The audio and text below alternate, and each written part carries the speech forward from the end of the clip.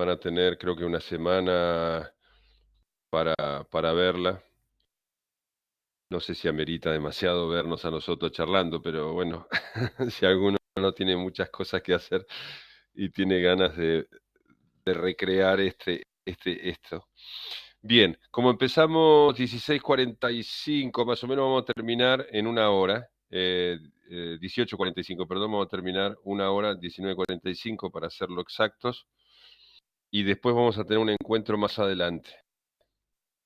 Em, si nadie quiere comentar nada, empiezo yo, pero me gusta siempre que me cuenten a ver qué están leyendo, por dónde llegaron, qué dificultades tuvieron con las lecturas o con la ejercitación.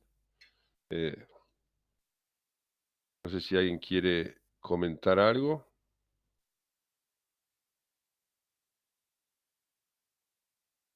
¿no? El calor de Córdoba los está matando, a los que están en Córdoba. Bueno, sí, dice, sí. Me imagino. Bien. Ahí, Jos Rosso. Dale,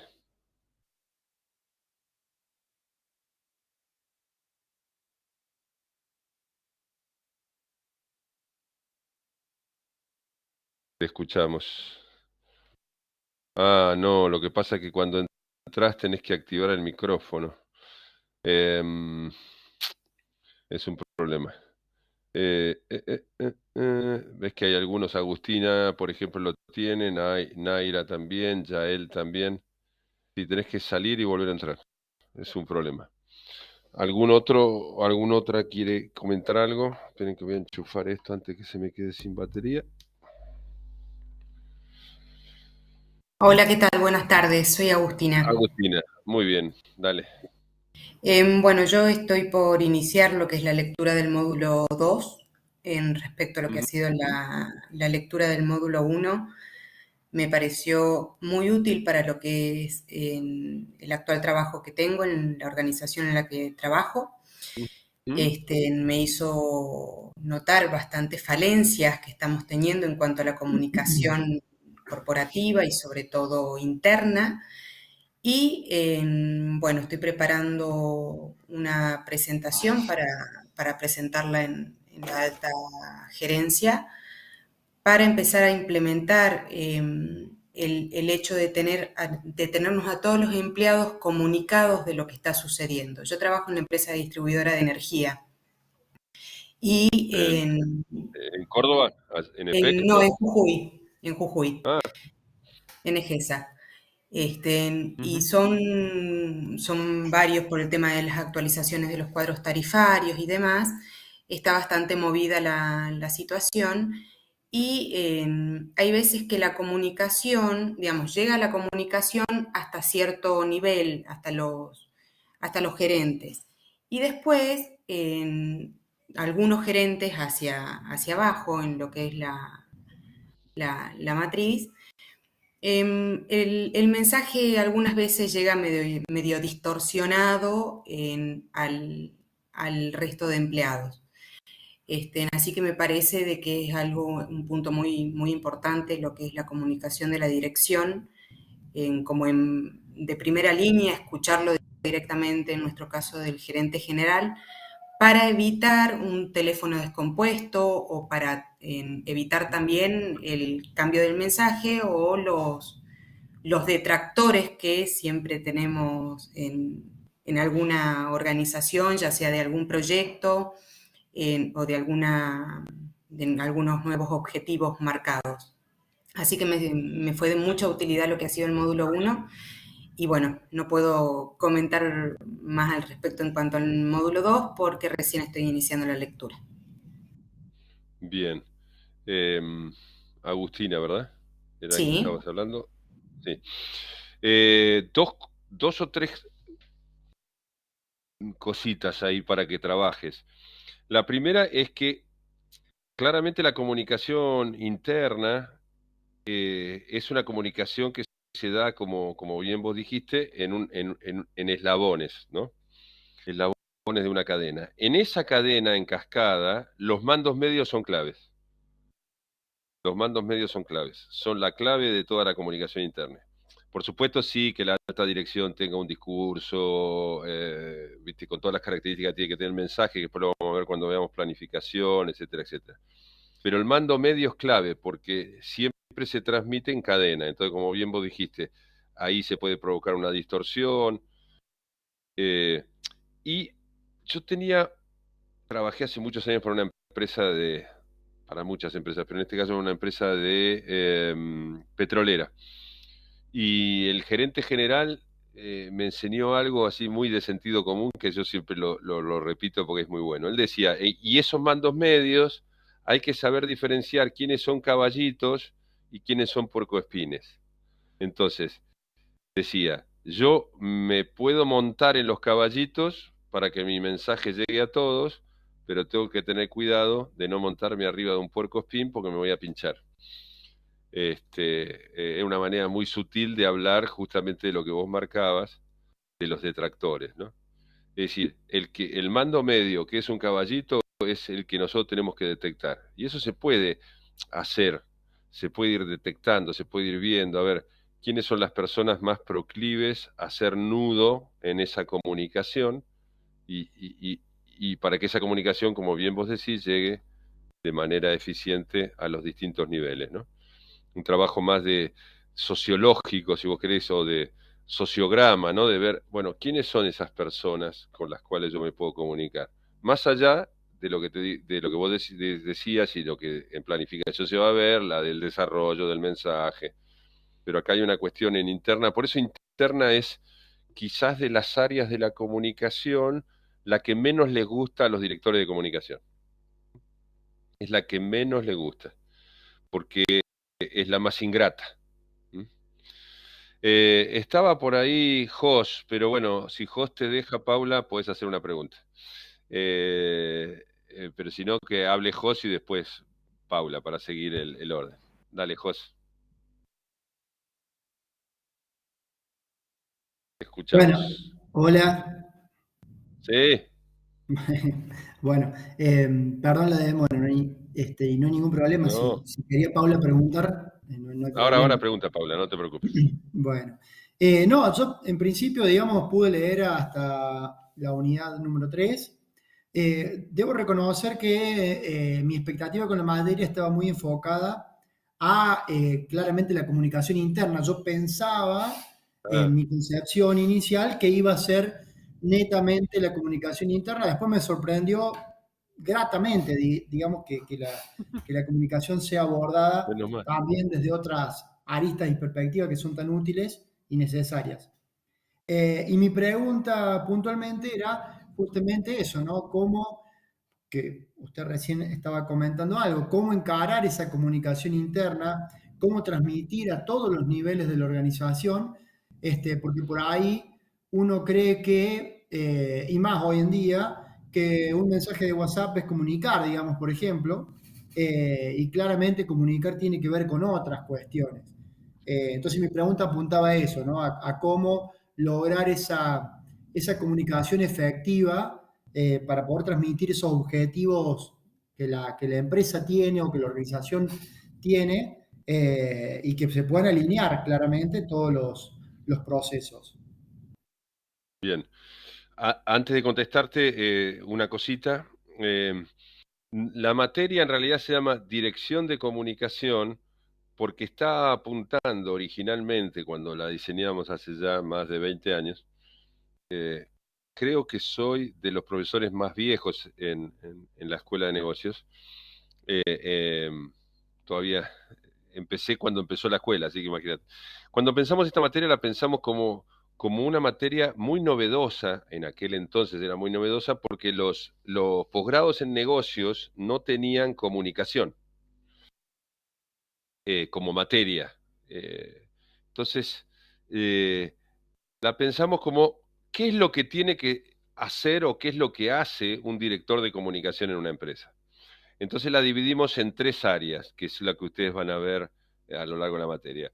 El área propiamente de comunicación de dirección o comunicación interna, el área de comunicación institucional, que ahí va a abarcar, sobre todo, está muy enfocada a crisis, ¿no? Es cierto que comunicación institucional no es solo crisis, debería yo haber puesto asuntos públicos, manejo de relaciones con el gobierno, etcétera, etcétera, pero se hacía muy extensa la materia, entonces lo reduje exprofeso básicamente al manejo de crisis, y la comunicación de marketing, que también le damos su lugar, ¿no? Piensen ustedes que depende en qué empresa están, ¿no? Qué peso tiene cada área de específica. O sea, evidentemente, toda organización, la comunicación interna está. Por supuesto que si vos estás en una organización mediana, grande, la comunicación interna es mucho más compleja que si estás en una pyme. En el caso de la comunicación institucional, en principio todas las empresas deberían tener un área de comunicación institucional. No todas lo tienen, y ustedes ya lo saben eso, pero lo deberían tener. En el caso de la comunicación de marketing, ahí sí hay mucha diferencia si ustedes están en consumo masivo o si están, como comentaba la compañera recién, Agustina, en una empresa de servicios públicos o de servicios. ¿Por qué? O de ingeniería de pronto, o una empresa B2B, porque en las empresas de servicios públicos o en las empresas B2B, si bien se hace marketing, no se hace el marketing que se hace, por ejemplo, en Arcor, para poner un ejemplo de una empresa en la cual trabajé muchos años. En una empresa como Arcor, 2/3 de la inversión en comunicación se van a marketing, ¿no? Y las otras dos áreas, la comunicación interna y la institucional, se tienen que dividir el tercio restante. Entonces, por eso en algunas empresas cambia la ecuación de la importancia, ¿no? Ahora yendo un poco a tu pregunta, y básicamente es un poco lo que dije hace un rato, es decir, a ver, la comunicación interna es una comunicación que se da de una manera mucho más tradicional que en las otras áreas. Si bien usted va a decir, bueno, profe, pero ya existe el WhatsApp, existen las redes sociales internas, existe la intranet ya muy sofisticada, yo estoy totalmente de acuerdo. Pero la comunicación interna, sobre todo cuando hablamos de comunicación interna de dirección, no la comunicación interna operativa, que en realidad a mí como técnico en comunicación no me interesa. A mí lo que me interesa es la comunicación de direcciones, y cuando vos tenés que bajar órdenes, cuando tenés que bajar cultura organizacional, valores, cuando tenés que lograr mejorar el trabajo en equipo, cuando tenés que tomar información del entorno, porque del entorno interno, digamos, en este caso, ¿no? Es decir, cómo están tus equipos, cómo está la gente cuando hacemos una encuesta de clima laboral o cualquier otra herramienta que nos sirva para eso. Entonces, por eso decía, para mí la clave es trabajar muy bien los mandos medios, dentro de los mandos medios tener caballitos, o sea, tener aquellos que yo sé que por sus características personales o el lugar que ocupan o digamos, o la confianza que yo les puedo tener, o que realmente la cultura organizacional la viven en el día a día, son tus informantes claves. Entonces, son los que a vos te van a permitir llegar al resto de los empleados y lo que te va a permitir tomar información de ellos. Es muy importante la escucha activa en la comunicación interna, si no, no sirve para nada. Siempre tiene que ser un ida y vuelta muy perfeccionado. Eh, por eso que la única manera de hacerlo es teniendo esta comunicación en cascada que sube y baja. No hay que abusar de los medios tecnológicos tampoco. Es decir, el WhatsApp está muy bueno, pero el WhatsApp cansa. El mail está muy bueno, pero el mail satura. Las intranet generalmente no las consulta nadie, salvo que vos pongas documentación. Por eso también hay que ser inteligente para tratar de lograr que la gente consulte la información. Entonces, hay que trabajar siempre con recursos humanos. O sea, el problema de comunicación interna es un problema transdisciplinar, digamos. Es un problema nuestro, pero es un problema de recursos humanos, es un problema de management. No es solo un tema de comunicación. Quizás uno podría estar más, qué sé yo, uno lleva la punta en comunicación institucional o la gente de marketing y publicidad lleva la punta en la comunicación de marketing. En nuestro caso, la comunicación interna siempre es interdisciplinar. Siempre tenemos que estar con la gente de recursos humanos al lado y tenemos que ser, ¿no? Y también ser respetuosos de los tiempos del empleado. Las nuevas tecnologías también tienen un problema que son intrusivas, ¿no? Entonces, viste, es un problema. Es decir, si yo a las 5 de la mañana me llega un mensaje de la empresa por WhatsApp y flaco, yo a las 5 de la mañana no te voy a contestar. ¿Para qué me lo mandaste? Digo, mandámelo a las 7, a las 8, a la hora que sabes que tenés que mandarlo. Salvo que me diga que se está quemando la empresa, ¿no? Bueno, eso es otro tema, ¿no? Pero digo, también tener ese tema, saturar. Yo trabajé para un gran laboratorio norteamericano en una época y lo que detectamos es que los propios empleados habían hecho puentes en su mail para que los mensajes de recursos humanos no los molestaran. Entonces, qué sé yo, encontrabas los buzones de la gente, cuando hicimos la auditoría, que el tipo por ahí tenía 150 mensajes sin leer. Entonces, ¿qué sentido tiene eso? No tiene ningún sentido. Entonces, el problema no es el empleado, el problema es la gerencia, la dirección, el propio flujo de comunicación de la organización. Y también aprovechar otros recursos, ¿no? La comunicación cara a cara, las reuniones, los desayunos, los encuentros, las festividades, los outdoors. Es decir, hay un montón de otras herramientas que son más personalizadas, que son excelentes para comunicar en determinados momentos, ¿no? Bien, no sé si te contesté, pero bueno. Este, a Muy ver, claro, Paula, pobre. Felipe. Muy claro. Gracias, José. Paula, quería hacer una pregunta, la dejamos ahí, pobre.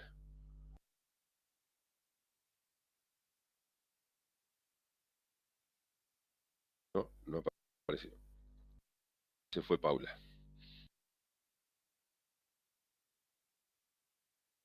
Bueno, paso después, Paula, cuando quieras, estás habilitada para. Entonces decíamos, la materia habla de comunicación de dirección o interna, comunicación institucional y marketing. Yo he tratado de hacer un panorama general, ahora me voy a anotar acá porque me olvidé. La verdad que me olvido, yo a veces les tengo que mandar que no lo tienen, ¿no?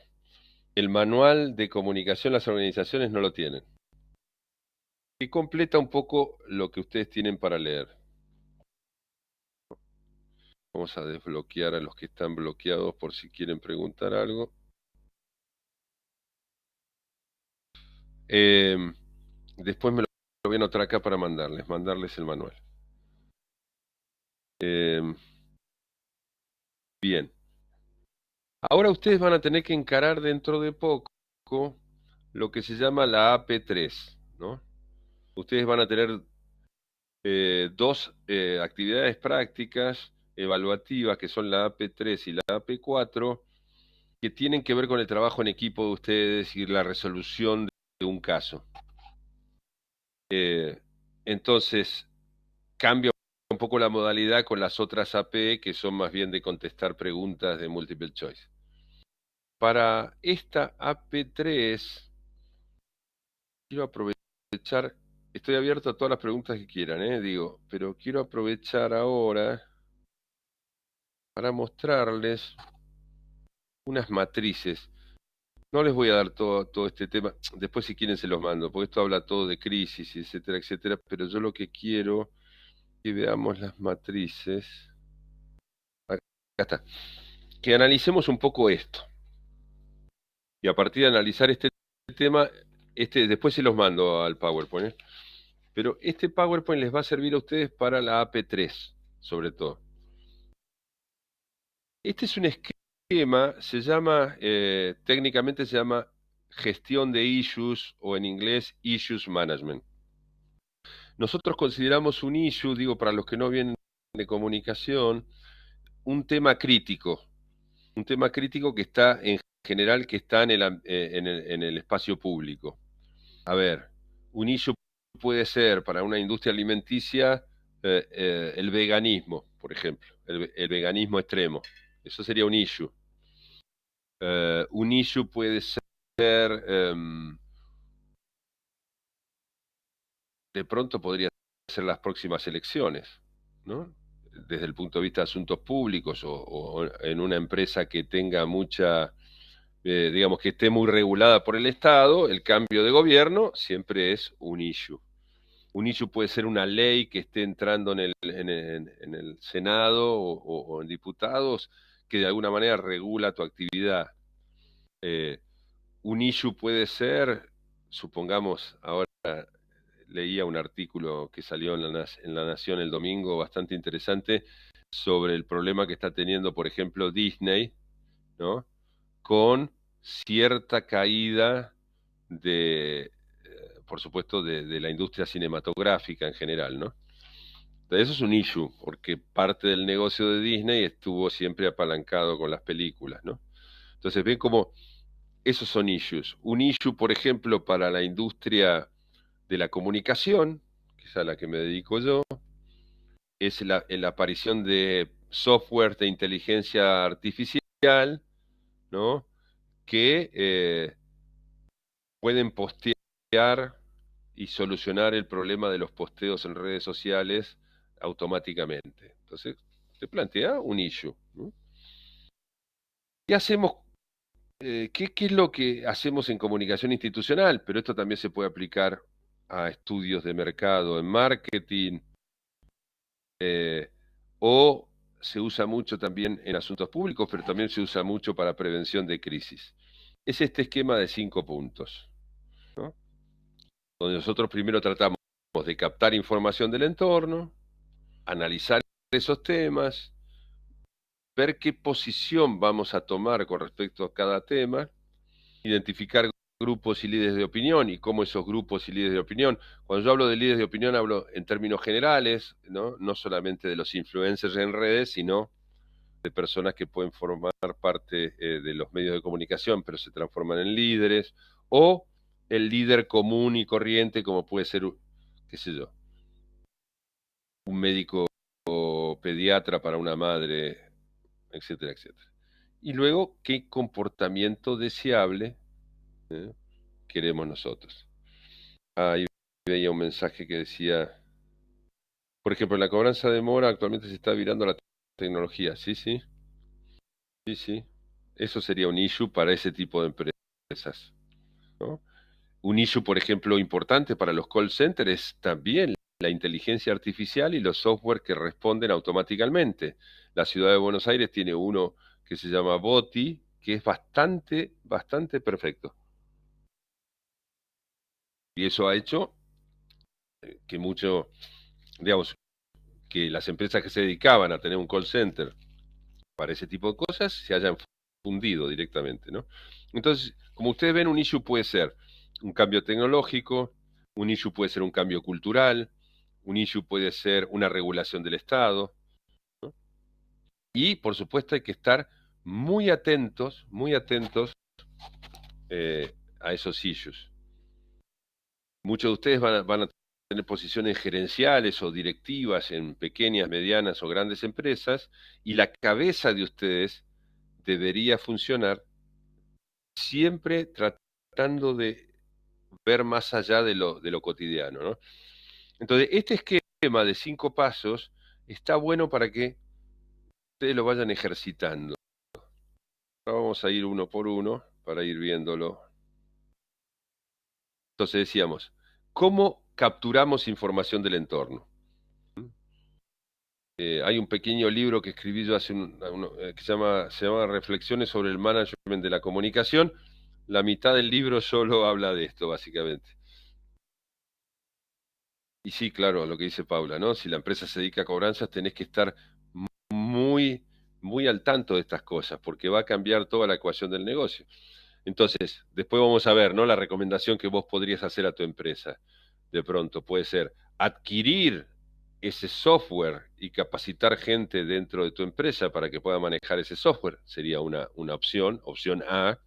Y como yo digo, la opción B siempre es hasta dónde va a llegar el negocio y llegar hasta ahí y retirarse. También es la opción B, ¿no? Es decir, recuerdo alguna vez comentando con la gente de McDonald's que decía, mira, por ahora mi negocio sigue siendo vender hamburguesas y yo lo voy a estirar lo más que pueda, ¿no?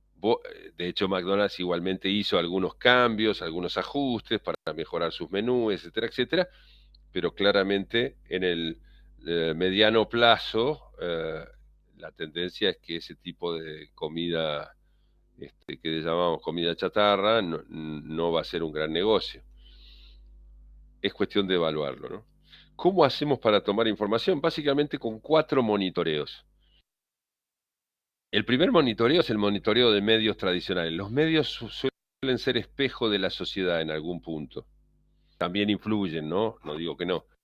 Pero si algo está saliendo en los medios, por supuesto no en todos los medios, sino en los medios que nosotros consideramos que por nuestro negocio, son medios relevantes, monitorear el medio. Segunda cuestión, monitorear las redes sociales. Las redes sociales son un excelente termómetro de la sociedad, más allá de que a veces recalientan más que la sociedad en sí. Eso me refiero a Twitter sobre todo. Twitter termina siendo una especie de microclima, con lo cual hay que tener también ese cuidado, ¿no? El monitoreo parlamentario en cada una de las regiones en las cuales ustedes actúan, el Parlamento, el Congreso, tiene vida propia y suele ser también un foco muchas veces de factores críticos por la legislación, etc. Entonces es bueno siempre tener una oreja escuchando qué es lo que está pasando en el Congreso. Y la cuarta, perdón, y más cara de todas las herramientas es el monitoreo de opinión pública. Piensen ustedes que el monitoreo 1, el 2 y el 3, ustedes lo podrían hacer con muy poco costo. De hecho, los mismos congresos tienen newsletters o tienen publicaciones semanales que uno se podría apuntar, tienen sus páginas web, uno podría hacerlo. El monitoreo de redes, hay software gratuitos, no son los mejores, pero uno podría, por ejemplo, para monitoreo de medios tradicionales, trabajar también con las alertas de Google, es decir, eso lo podemos manejar. Monitoreo de redes, monitoreo parlamentario se puede hacer a bajo costo. El monitoreo de la opinión pública no, es el único costoso. Lo que uno puede hacer ahí es trabajar con la cámara del sector, ¿no? Y tratar de impulsar a través de la cámara estudios de opinión pública. No digo tomar los estudios que se publican, porque muchas veces los estudios de opinión pública que se publican están tocados o están ciertamente manipulados para su publicación, con lo cual no tienen toda la información. Entonces, acá les dejo algunas preguntas que uno debería hacerse sobre esos issues. Una vez que monitoreamos estos issues, el problema grave que tenemos es decir, bueno, ¿y cuál es importante y cuál no? Para eso existe una medida que se llama riesgo, que yo la uso muchísimo. El riesgo. La medida que usan generalmente los actuarios de las empresas de seguros, la medida que utilizan sobre todo en las finanzas, en el mundo de las finanzas, es medir el riesgo de algo. Muy importante porque a nosotros nos va a ayudar. Supónganse, estudian su sector, encuentran 20 issues. Bueno, ¿cuál es el issue que yo le tengo que prestar atención? Aquel que es más riesgoso. Aquel que de alguna manera va a implicar para tu negocio el más alto riesgo, es decir, la posibilidad de que tenga un efecto adverso. ¿Cómo se mide un riesgo? De una manera súper sencilla. Primero lo identificamos, después estimamos. La estimación es una fórmula matemática, que es probabilidad de ocurrencia por impacto, digamos. Yo puse ahí consecuencias, pero es lo mismo poner impacto. Es decir, ¿qué probabilidad tiene de ocurrencia ese hecho y qué impacto tendría en mi actividad? Como ustedes se dan cuenta, eso es una multiplicación, por lo tanto, si uno de los factores es 0, el riesgo no existe. Entonces, si no hay probabilidad de ocurrencia, claramente no me interesa ese issue, no es importante. O si es muy probable que ocurra, pero sus consecuencias, su impacto es muy bajo para mí, bueno, posiblemente no sea algo que me interese. Y luego sí viene la última parte, que es la evaluación del riesgo, que como yo siempre digo, la evaluación es subjetiva. Ustedes en su organización son los que tienen que tomar la decisión de si van a admitir el riesgo o no. Pongo dos ejemplos, algunos ejemplos. Por ejemplo, ustedes trabajan en una pyme, ¿no? Entonces, tienen personal, 20 personas, tienen que subir a 25 personas. Pero claro, empiezan a ver ustedes que las cargas sociales y etcétera, etcétera, se les van a hacer muy pesadas. Entonces, ustedes deciden que esas 5 personas que van a tomar, las próximas 5 personas, no las van a tomar 100% en blanco, sino que las van a tomar 50 y 50. Van a decir, bueno, una parte me facturan, otra parte yo las hago monotributistas. Yo voy a decir, bueno, a ver, yo acabo de identificarte un riesgo. Yo puedo estimar la probabilidad de ocurrencia de un juicio laboral y las consecuencias que tendrían en vos, ¿no? Ahora, vos, como dueño del negocio, sos el que va a tomar la decisión de si admite o no el riesgo. Por eso yo digo, la estimación es objetiva, la evaluación es subjetiva.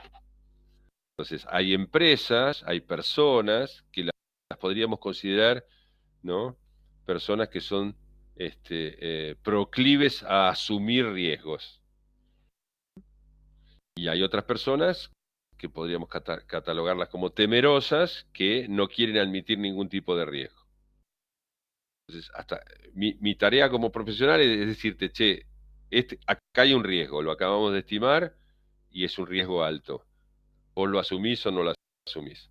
Lo que no puede pasar en una organización es que estemos asumiendo riesgos sin saberlo. Eso sería lo peor que nos puede pasar.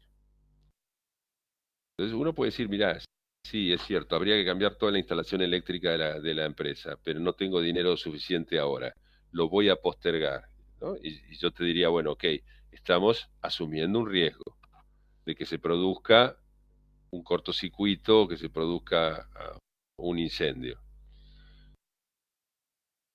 Lo bueno es que lo sepas, ¿no? Bueno, de eso se trata este ejercicio. Entonces, una vez que analizamos el riesgo, lo que hacemos es una matriz, que esta la van a tener que hacer ustedes en la AP3, donde ponen los distintos issues, estimamos, en este caso estimamos un riesgo, no vamos a hacer un estudio completo porque no tenemos dinero ni tiempo para hacerlo, estimamos. ¿Cómo lo pueden estimar ustedes? Viendo ejemplos de empresas similares o empresas que han sufrido alguna contingencia parecida y dice, bueno, a ver, ¿qué impacto tuvo? ¿Qué probabilidad de ocurrencia tiene? Y ahí viene la evaluación. La evaluación lo que les va a decir a ustedes es, ¿admito el riesgo o no lo admito? En los dos casos, admitan el riesgo o no lo admitan, viene, digamos, tenemos esta columna de planificación, que es ¿qué tengo que hacer? Entonces, si admito ese riesgo, por ejemplo, acá dice monitorear. Monitoreo para que el riesgo, a ver si el riesgo crece. Si no lo admito, bueno, tengo que activar el protocolo de crisis. También podemos verlo así, en este otro esquema, es más o menos lo mismo, pero la diferencia es que acá yo lo puse como en escenarios, ¿no? Escenarios de alto impacto y de probabilidad de ocurrencia. Entonces, claramente acá, en este lado de acá, ustedes tienen el mayor riesgo de la organización, alto impacto y alta probabilidad de ocurrencia, y acá el menor. Por ejemplo, este tipo de gráficas es muy buena para presentar ante el directorio, ¿no? Porque es como más visual que la anterior. Una vez que categorizamos, segundo paso, Ahora pasamos al tercero. Recomendamos una posición. A ver, ante los issues de riesgo que detecte, ¿qué posición tiene que tomar la organización? Decíamos recién en el ejemplo con Paula, bueno, comprar o empezar a estudiar en el mercado cuál es el mejor software de inteligencia artificial que nos pueda utilizar, podría ser una posición. Detectar quiénes son las personas más capacitadas dentro de la organización para capacitarse para el manejo de ese software. Si ese software va a implicar dejar personal de lado, bueno, empezar a hacer una reserva de dinero para las indemnizaciones necesarias que se van a tener que pagar, por ejemplo. ¿Ves? Esas son todas posiciones. La otra podría ser la posición a tomar, decir, bueno, en 20 años o en 5 años se nos acabó el negocio. Bueno, entonces ver cómo vamos a hacer para ir lentamente cerrando la compañía en los próximos 5 años. Acá lo que yo pongo es qué recursos internos y qué recursos externos vas a necesitar movilizar para solucionar ese aspecto. El cuarto punto, y esto es muy importante sobre todo en issues que tienen un impacto social, claro, por supuesto, depende si tenés un software que sea para todo o tenés que comprar más de un software. Pero está bueno que lo planteemos antes, ¿entiendes esto, no? Es decir, es muy importante que nosotros planteemos estas cosas con anterioridad, porque una vez que estas cosas sucedan, ya no hay tiempo para pensar. Por eso este ejercicio de Issues Management siempre es un ejercicio de prevención. Entonces, dentro de esa prevención es, bueno, a ver, identifiquemos los grupos y los líderes de opinión que nos pueden apoyar, o no, o quiénes van a ser nuestros detractores. Entonces, de pronto, en el caso que estamos viendo con Paula, ¿no? Sería, por ejemplo, ¿no? Los sindicatos. Ahí tenés un grupo muy importante, porque si vos vas a suponer, decidís la continuidad del negocio, pero con menos personal, posiblemente tengas un problema, entonces ya deberías ver eso. La cámara del sector de pronto te puede ser útil para determinadas cosas, ¿no? Si estuviéramos en un issue más social, por ejemplo, el veganismo, bueno, a ver, ¿cuáles son los grupos de veganos? Ver si hay grupos de vegetarianos que pueden ser más proclives a- con la empresa. Analizar si tenemos un sector, como decíamos hace un rato, de energía eléctrica, bueno, a ver, ¿quién es nuestro regulador en la provincia? Entonces, ahí si vamos a tener un issue por un tema de suministro de energía eléctrica, supónganse, sabemos nosotros que en tal o cual momento es posible que tengamos una sobrecarga en el sistema y que vamos a tener que hacer cortes programados, por ejemplo, ¿no? Entonces, bueno, a ver, ¿con quién yo debería ya estar hablando? ¿Con quién debería haber? Eso va a tener un impacto en los medios. Bueno, ¿quiénes son los periodistas que seguramente cubrirán esto? Si tenemos hoy no solamente tenemos que pensar en periodistas, sino tenemos que pensar en influencers de redes. Bueno, ¿quiénes son los influencers más importantes de Jujuy? En el caso que decíamos hace un rato, ¿no? Para ya empezar a trabajarlos, para enseñarles la dificultad enorme que significa la distribución de energía eléctrica, ¿no? Porque una vez que estalla el problema, ya no tiene sentido que yo te venga a explicar, che, pero vos no sabías lo complejo que es este tema.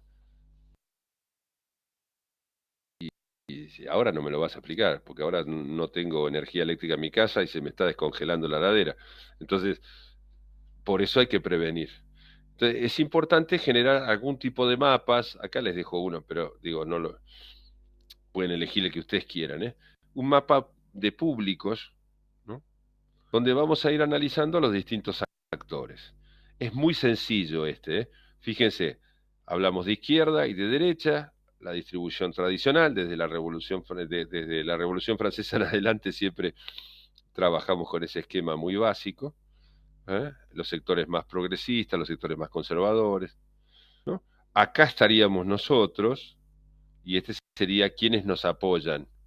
¿De dónde tomamos el apoyo central?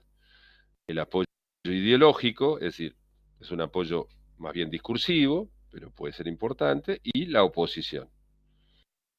Y lo que hacemos acá es yo dividí en 4 sectores, si quieren ser más precisos podrían dividirlo en más, sectores externos, ¿no? Esto tiene que ver todo con la política exterior. De pronto, si ustedes son una empresa que tiene una casa matriz, perdón, en Estados Unidos o en Italia, qué sé yo, entonces de pronto es importante el apoyo que ustedes puedan tener de la casa matriz y el apoyo que puedan tener del gobierno de Estados Unidos o del gobierno italiano ante un conflicto grande. Entonces es importante tenerlo. Los grupos de presión, acá están las organizaciones sociales y todos los grupos de presión que existen hoy en la sociedad, que son muchos. Acá van desde la asociación de veganos, suponele, hasta, no sé, hasta el movimiento Tupac Amaru, hasta la organización de consumidores de no sé qué, ¿no? Todas las organizaciones sociales que nos pueden, de alguna manera, interferir ese permiso social para poder operar. Acá los partidos y agrupaciones políticas. Y por último, cuando pongo acá sectores sociales es cuando analizamos ya de una manera más tradicional la opinión pública, ¿no? Es decir, clase media, alta, media baja, baja, o si ustedes quieren, sectores, no sé si lo vamos depende qué sector estemos, cómo vamos a analizar a esa opinión pública, desde el punto de vista del estudio, desde el punto de vista de la posición socioeconómica o desde el punto de vista del uso del producto o servicio. Entonces ve que este es un mapa sencillo, pero que una vez que uno lo termina de completar, te vas a dar cuenta si estás solo o no, si tenés dónde apalancarte o no a la hora de estallar un conflicto. Y si te das cuenta que todo tu apoyo viene, por ejemplo, del lado de la derecha y que no tenés apoyo de izquierda, bueno, también se podría estudiar la posibilidad de empezar a trabajar desde el área institucional algún tipo de apoyo con los sectores que hoy te son hostiles.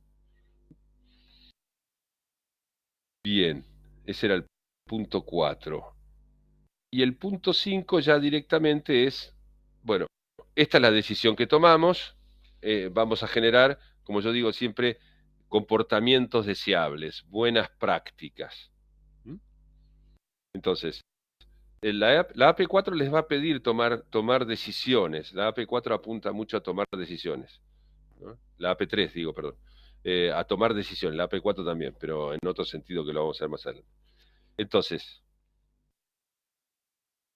resumiendo, hay que acopiar inteligencia, tomar información del entorno, realizar evaluación de riesgos, desarrollar planes para dirigir esos riesgos, promover una cultura en la organización que sea proclive a detectar, porque piensen ustedes, supónganse una pyme, tengo 100 empleados, 50 empleados. Bueno, son 50 personas que conocen mi negocio y que me pueden extraer información del entorno. Y además, muchas de esas personas van a venir de áreas diferentes, con lo cual su manera de leer el entorno es distinta.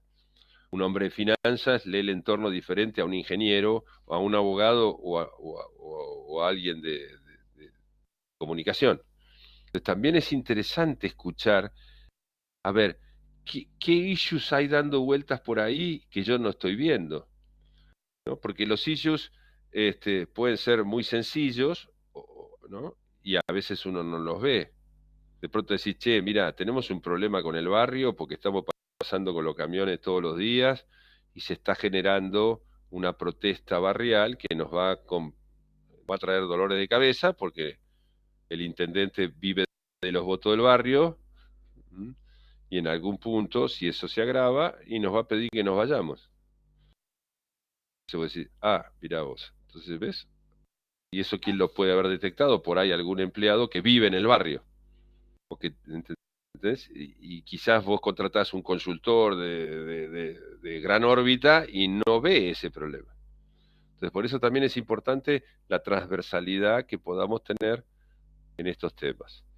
Dar a conocer todos los planes y conducir todos los trainings y siempre testeo, revisión, práctica, ¿no? Testear todo el tiempo revisar, volver, hoy más que nunca, ¿no? Las estrategias son estrategias que hay que revisarlas todo el tiempo.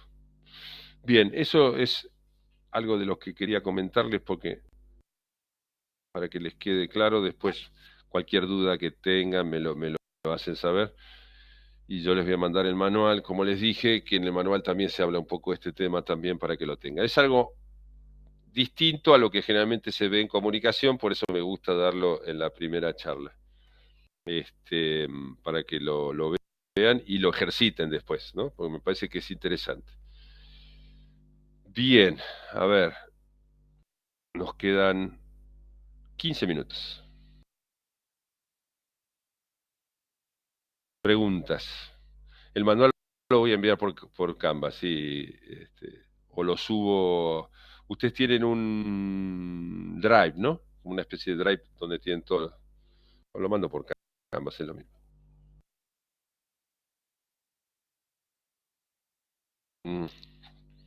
Preguntas. ¿Ninguna? Ya se me durmieron todos.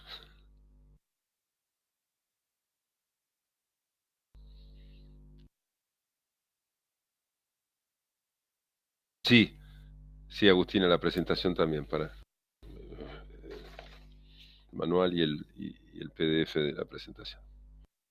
Van a ver que esta presentación en realidad habla de crisis en el tema que ustedes tienen en los textos que escribí para ustedes especialmente. Hay también textos sobre crisis. Acá también tienen más crisis. Tomado un poco, es coherente con lo que ustedes tienen, no es que haya algo diferente, pero bueno, así que también les puede servir para el que le interese el tema de crisis.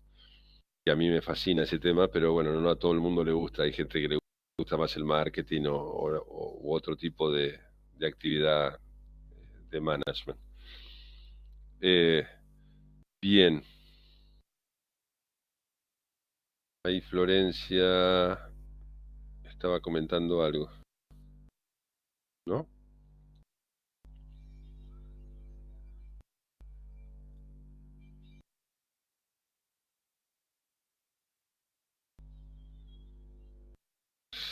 En redes, te referí, Florencia, perdón. Sí, sí, ¿no? Engagement en redes. No. En comunicación interna.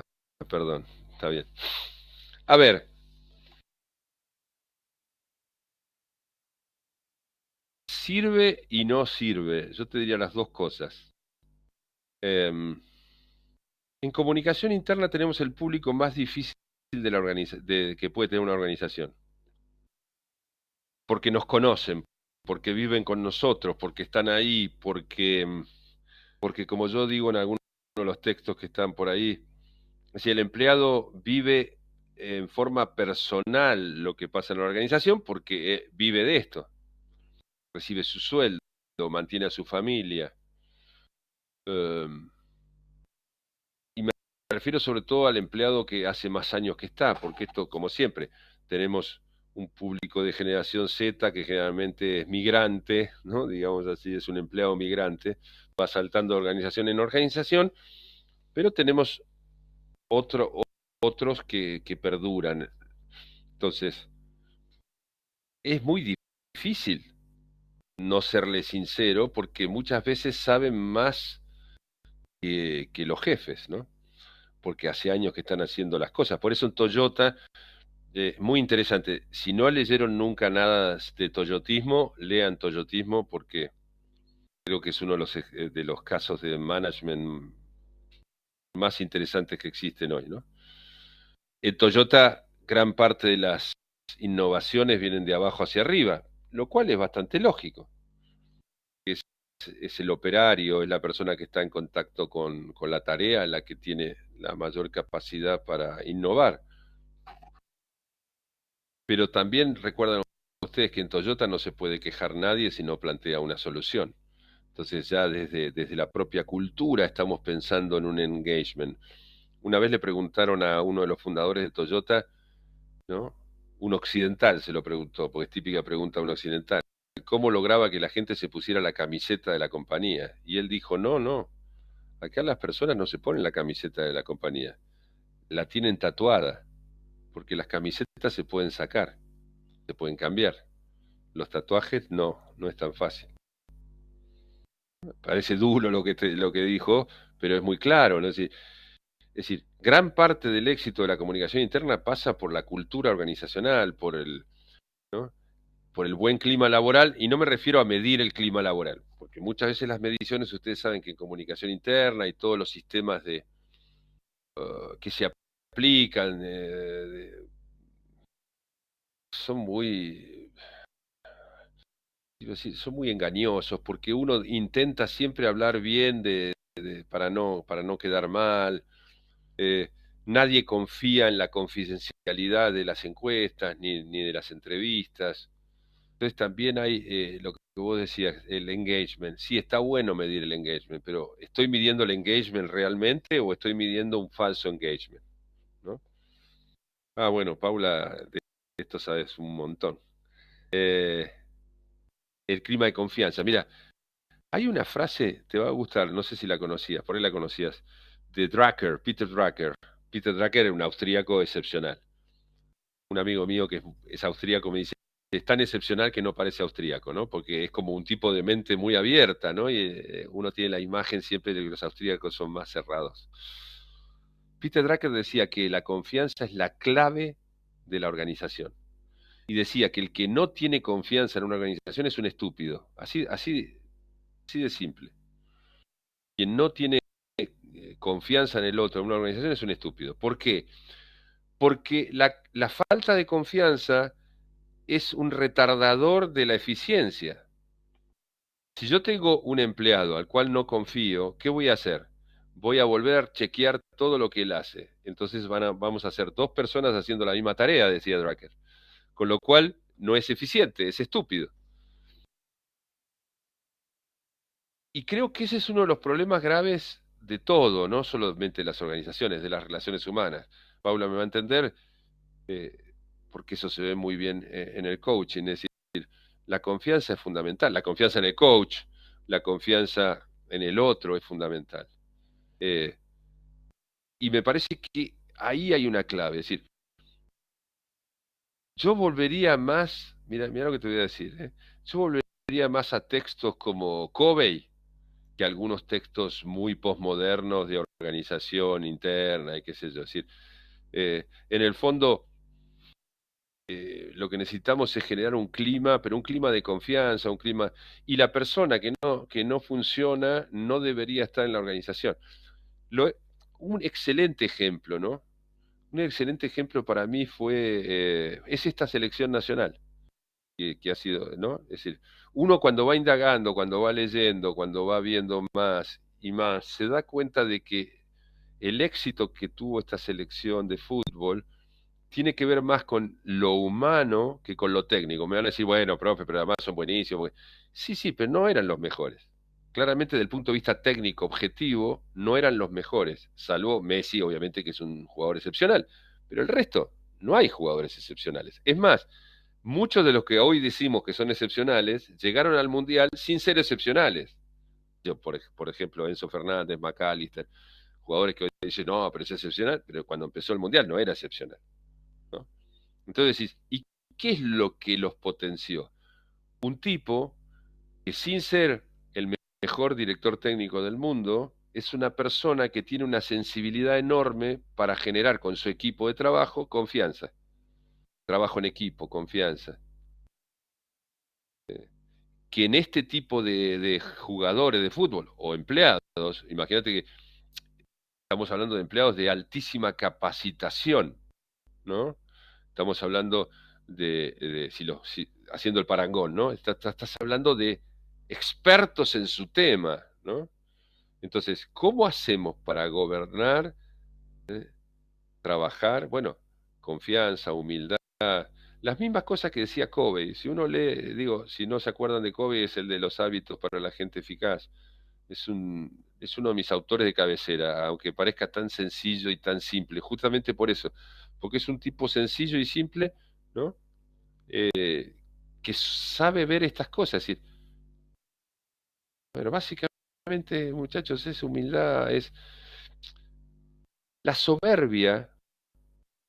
La soberbia me gusta definirla como el no ver al otro.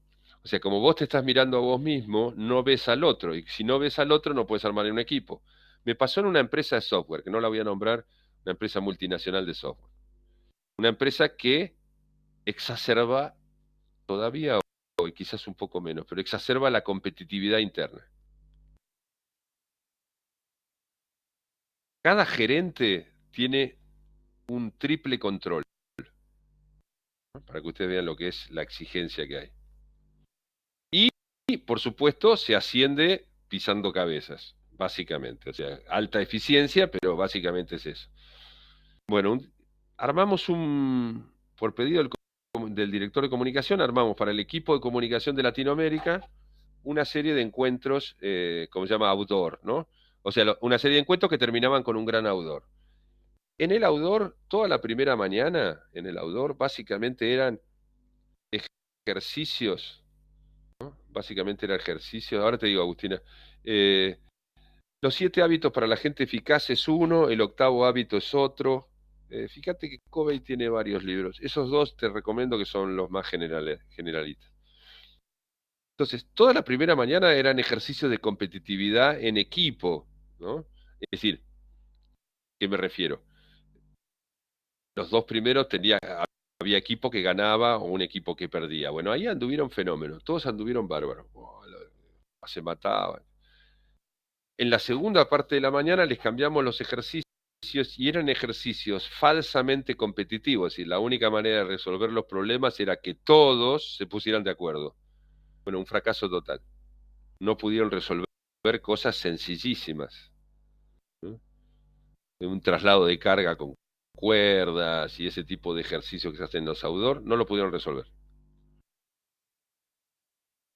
Vino el almuerzo y la sensación que tenía el director del área era desolado estaba. Dije, no podemos lograr, ¿cómo no se puede hacer? Bueno, le digo, mira, vamos a hacer una cosa, vamos a hacer un ejercicio estúpido,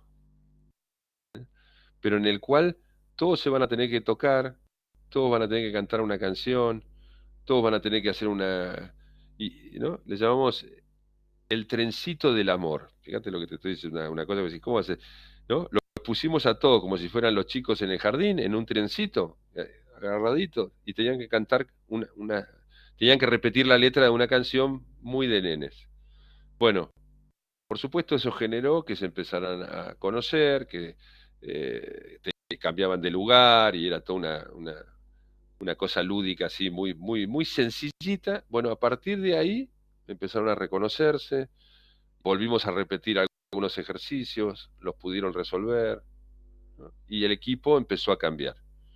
Por supuesto, después volvieron a la organización y la organización era una picadora de carne, con lo cual se le hizo muy difícil, pero algunos creo que después siempre lo recordaron como un momento clave. Es decir, enseñarle humildad, enseñarle a reconocer al otro, a mirar al otro, a ayudar al otro para que solucione la tarea, ese tipo de cuestiones. A mí me parece que eso es fundamental. Entonces, volviendo a la pregunta original, ¿el engagement sirve? Sí, pero tiene que ser algo sentido, algo dentro de un marco cultural, tiene que haber valores, tiene que haber todos tenemos que compartir la misión de la organización y el que no la comparte se tiene que ir, es decir, no hay alternativa, es decir, eh, me parece que, y por supuesto las promesas organizacionales se tienen que cumplir. Estamos siempre hablando todo bárbaro, pero si el salario es el peor salario del mercado, si las condiciones laborales no son buenas, bueno, por supuesto que todo va de la mano con todo. Por eso decía, comunicación interna y recursos humanos van siempre juntos, no se pueden separar. Pero bueno, ahí estamos. ¿Algo más? Nos recontrapasa. No, estamos bien, estamos en tiempo todavía. ¿Alguna cuestión más? ¿Algo más?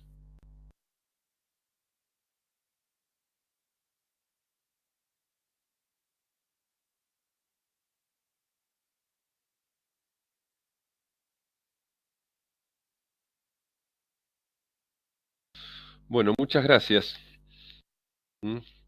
Eh, si tienen, ya está anunciada ahí, vieron en la plataforma, tenemos la otra conferencia que va a ser el 10 de marzo, y lo estoy leyendo.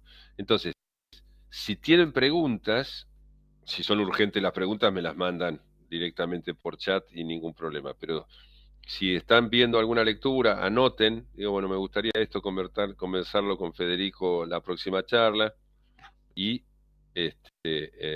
así aprovechamos este pequeño espacio que tenemos de contacto.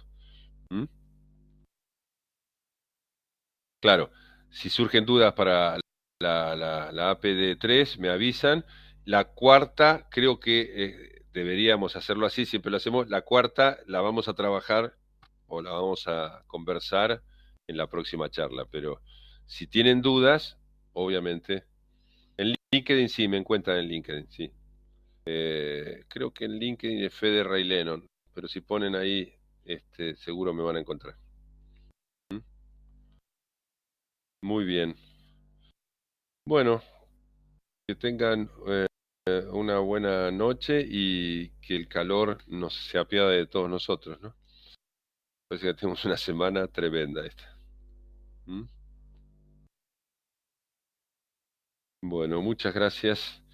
Voy a ir cerrando acá.